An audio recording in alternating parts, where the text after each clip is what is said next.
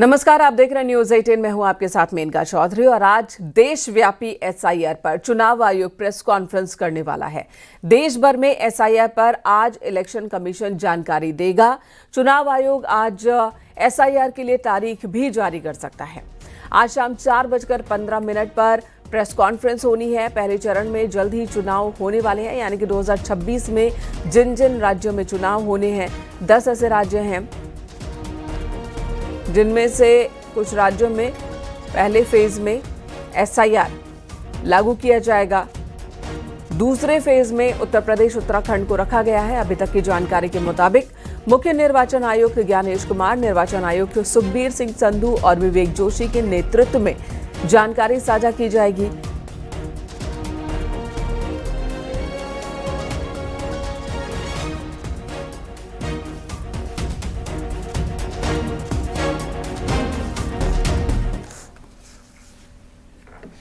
इधर सीएम योगी आदित्यनाथ आज लखीमपुर खीरी के दौरे पर होंगे। लखीमपुर के कबीर धाम आश्रम में आयोजित कबीर जन्मोत्सव कार्यक्रम में मुख्यमंत्री शामिल होंगे। सुबह 11 बजे सीएम योगी कबीर धाम पहुंचेंगे। यहां मौजूद लोगों को भी वो संबोधित करेंगे।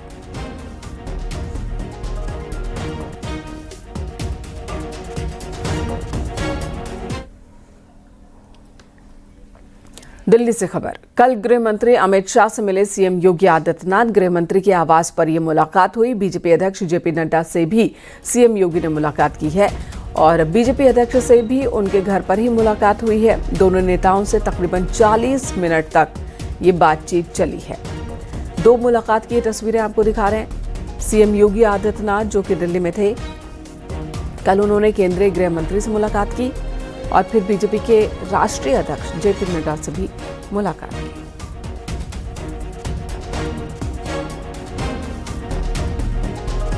प्रधानमंत्री नरेंद्र मोदी से भी कल ही मुलाकात हुई है सीएम योगी आदित्यनाथ की। मुलाकात की ये 3 तस्वीरें आपको दिखा रहे हैं। दरअसल सीएम योगी आदित्यनाथ दिल्ली में मौजूद थे। गाजियाबाद में हॉस्पिटल के उद्घाटन को लेकर उनकी मौजूदगी थी। कई कार्यक्रम में शामिल होने के बाद मुख्यमंत्री ने मुलाकात की प्रधानमंत्री से, गृह मंत्री से और बीजेपी के राष्ट्रीय अध्यक्ष से। 40-40 मिनट की मुलाकात रही। माना जा रहा कि यूपी में कैबिनेट विस्तार की चर्चा चल रही है। इस बीच ये मुलाकात अहम हो सकती है। इस सिलसिले में भी बात हुई होगी।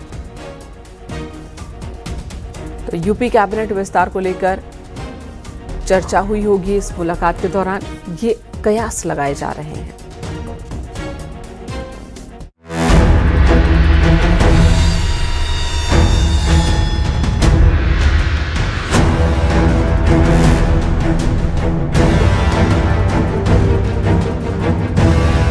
सीएम योगी ने दिल्ली में पीएम मोदी और राष्ट्रपति द्रौपदी मुर्मू से मुलाकात की।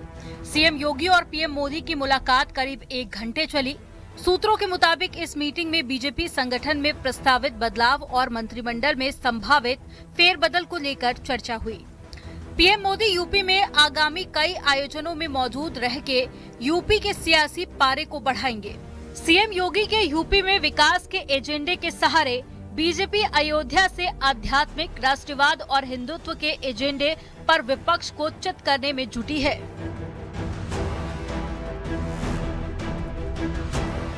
योगी जी और मोदी जी की जो जोड़ी है, यह एक डबल इंजन की सरकार देश को और प्रदेश को द्रुत गति से आगे ले जा रही है।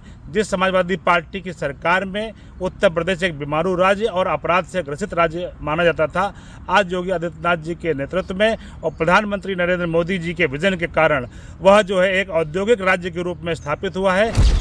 सीएम योगी ने पीएम मोदी से करीब 1 घंटे की मुलाकात में नोएडा इंटरनेशनल एयरपोर्ट के उद्घाटन और 25 नवंबर को राम मंदिर के शिखर पर भगवा ध्वज फहराने का आमंत्रण दिया। वहीं लखनऊ में आयोजित होने वाली दुनिया की सबसे बड़ी स्काउट गाइड जम्बूरी के लिए भी आमंत्रित किया। राजनीति के जानकार 2027 के चुनावों के लिए इसे बीजेपी की बड़ी रणनीति मान रहे हैं।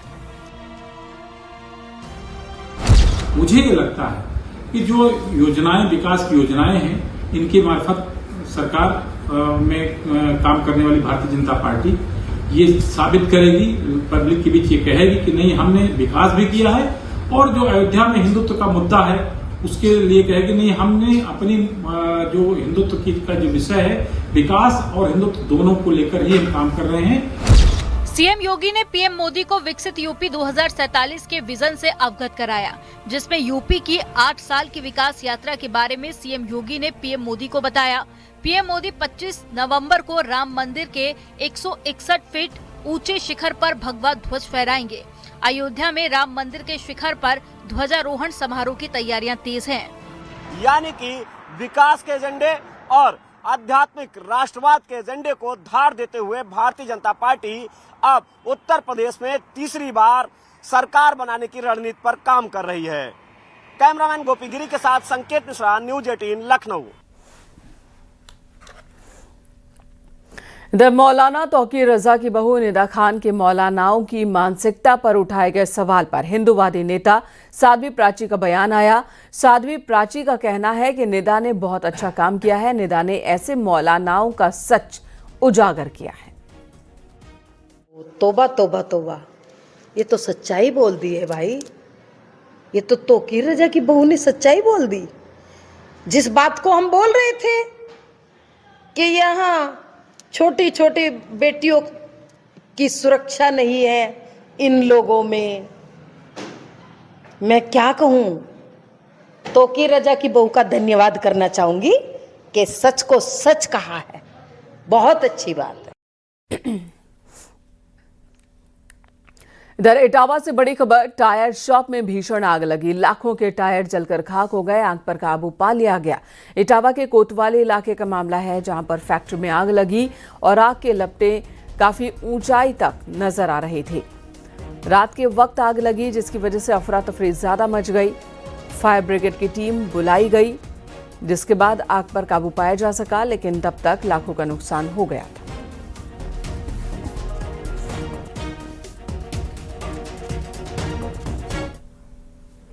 इधर सहारनपुर के शेखपुरा इलाके में टायरों से तेल निकालने वाली फैक्ट्री में बॉयलर फटने से बड़ा हादसा हुआ। धमाका इतना जोरदार था कि आसपास के क्षेत्र में दहशत फैल गई। हादसे में 2 मजदूरों की मौत हो गई, जबकि 5 लोग गंभीर रूप से घायल हैं। फायर ब्रिगेड की टीम मौके पर पहुंची, आग पर काबू पाया गया, जिसमें से 5 मजदूरों को जो है पुलिस द्वारा सेफली रेस्क्यू कर लिया गया।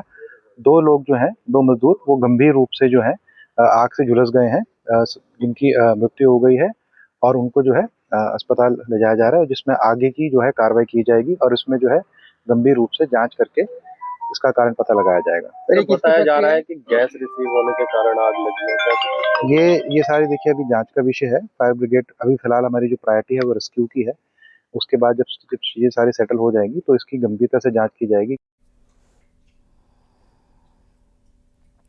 इधर सिद्धार्थनगर में मूर्ति विसर्जन के दौरान एक युवक की पिटाई हो गई। इस मामले में मोहाना थानाध्यक्ष समेत 5 पुलिसकर्मियों को निलंबित किया गया। आरोप है कि पुलिस ने युवक रजनीश पटेल को उठाकर बेरहमी से उसे पीटा, सड़क किनारे फेंक दिया। गंभीर स्थिति में रजनीश को लखनऊ मेडिकल कॉलेज ले जाया गया, जहां उसकी स्थिति नाजुक बनी हुई है।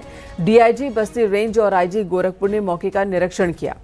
शुरुआती जांच में लापरवाही सामने आने पर सभी आरोपी पुलिसकर्मियों पर कार्रवाई की गई है। वहाँ के सिपाहियों का जिम्मेदारी था कि वो मूर्ति ले आकर के मुहाने घाट तक विसर्जित करवा करके चले आए।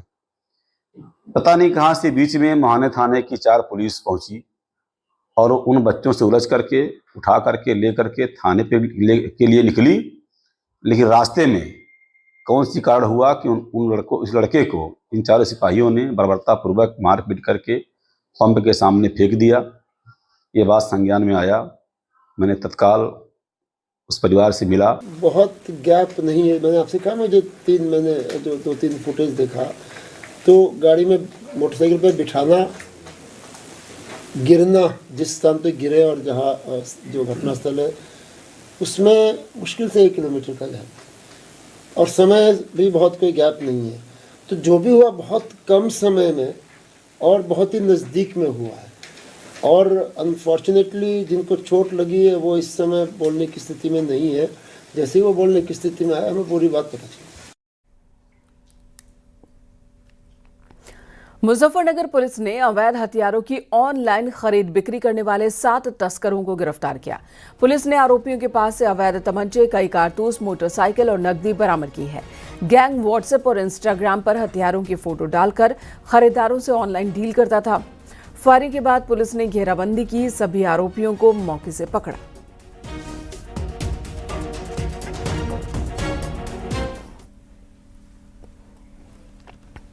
खबर सोनभद्र से, जहां ट्रक में आग लग गई। फायर ब्रिगेड की टीम ने आग पर काबू पाया। हादसे में एक युवक जख्मी हो गया, जिसका इलाज जारी है। अभी तक की जानकारी के मुताबिक पहले टायर में ब्लास्ट हुआ और टायर फटने से ट्रक में आग लगी है।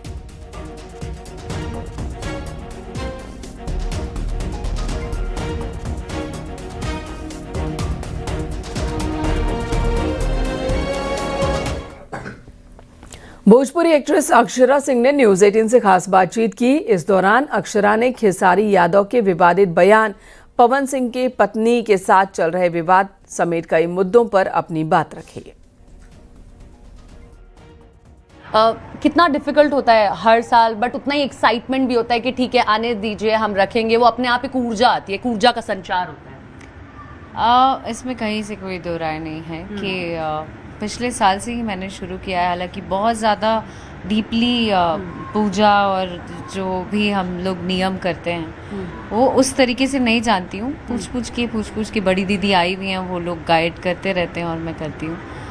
पर फिर भी बचपन से जो देखा है वो मुझे लगता है कि हम सभी बिहारियों के ना रोम रोम में बसता है छठ पूजा। तो बहुत ही out of the world feeling है, बहुत ही डिफरेंट है और बहुत अच्छा लग रहा है, बहुत अच्छा अनुभव है।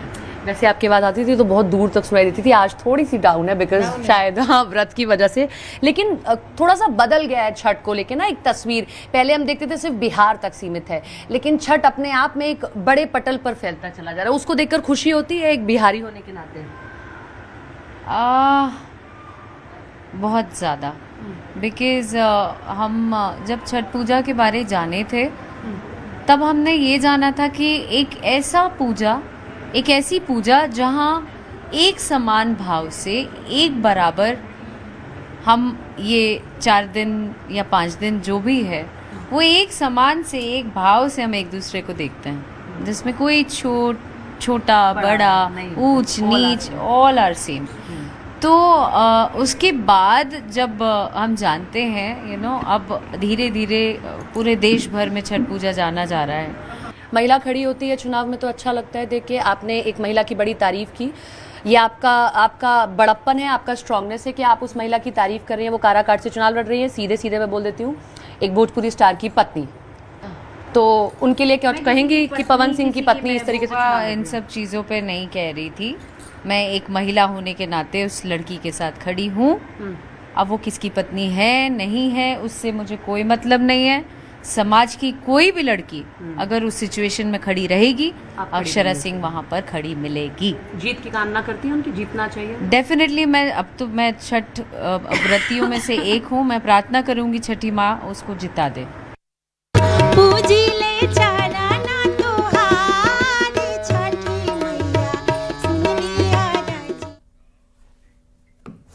लोक आस्था के महापर्व छठ का आज तीसरा दिन है और इस पावन पर्व के तीसरे दिन आज आस्थावान लोग पूरे दिन निर्जल व्रत रखते हैं। शाम के वक्त सूर्य देव को संध्या अर्घ देंगे। आज नदियों तालाबों के किनारे भारी भीड़ देखने को मिलेगी। राजधानी लखनऊ में भी छठ पूजा घाट पूरी तरह से तैयार है और यहाँ सीएम योगी आदित्यनाथ भी छठ व्रतियों के बीच पहुंचते हैं, अर्घ देते हैं। शाम को डूबते सूर्य को अर्घ देने के कार्यक्रम में गोमती घाट पर मुख्यमंत्री योगी आदित्यनाथ की भी मौजूदगी होगी।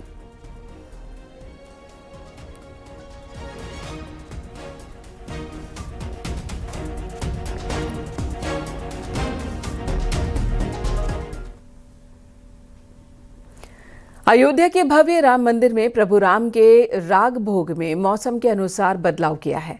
ठंडक को देखते हुए प्रभु राम को सुबह गुनगुने पानी से स्नान कराया जा रहा है। भोग में तुलसी दल वाली खीर, माखन, मिश्री, पंचमेवा और ड्राई फ्रूट्स जैसे बादाम, काजू, पिस्ता शामिल किए जा रहे हैं। भोजन में पूरी, सब्जी, हलवा और दूध में पिस्ता मिलाकर भोग लगाया जाता है। गर्भगृह में केवल दोपहर में पंखे का इस्तेमाल हो रहा है। बिल्कुल, चूँकि ऋतु जब बदलती है तो मंदिरों में जो है भोग राग आरती सब में बदलाव होता है। भगवान श्री रामलला की जन्मभूमि पर भी इस प्रकार के बदलाव किए गए हैं जो प्रत्येक वर्ष होते हैं। अब वो जो गर्माहट उनको प्राप्त हो वो तरल पदार्थ में कौन सा होगा, केसर युक्त दूध भी हो सकता है, जो है खीर भी हो सकती है, पूड़ी सब्जी भी हो सकती है, और साथ ही साथ जो है ड्राई फ्रूट्स यानी कि जो भी ड्राई फ्रूट्स है उनका भोग लगता है। औरैया में बेदुना पुलिस और क्राइम ब्रांच ने एटीएम फ्रॉड गैंग के 3 अपराधियों को मुठभेड़ के दौरान गिरफ्तार किया। मुख्य आरोपी प्रेम राठौर पुलिस की गोली लगने से जख्मी हुआ। आरोपी पर 25 आपराधिक मामले दर्ज हैं। बदमाशों के कब्जे से तमंचा, 4 कारतूस और 42 एटीएम कार्ड समेत कुछ कैश बरामद किए गए। गिरफ्तार आरोपी फिरोजाबाद, आगरा और मैनपुरी के रहने वाले हैं। एटीएम से छेड़खानी कर खातों से पैसे निकालते थे। टप्पेबाजी गैंग का आज सफल अनावरण हुआ है, जिसमें ये गैंग जो है एटीएम में जाकर जो लोग पैसा निकालने आते हैं उनको किसी प्रकार से छल पूर्वक उनका एटीएम जो है उसको बदल देते थे और व्यक्ति के जाने के बाद में उसका पिन जो कि ये पहले ही देख लेते थे एटीएम में, उसको यूज करके इनके अकाउंट से पैसा निकालते थे। इसी प्रकार से जनपद औरैया के बिधुना थाने में एक महिला के साथ में इसी प्रकार की ये टप्पेबाजी की घटना हुई थी, जिसमें बाद में उनके एटीएम से 1 लाख रुपए निकाल लिया गया था। सूचना मिलने पर तत्काल इसमें मुकदमा पंजीकृत किया गया था।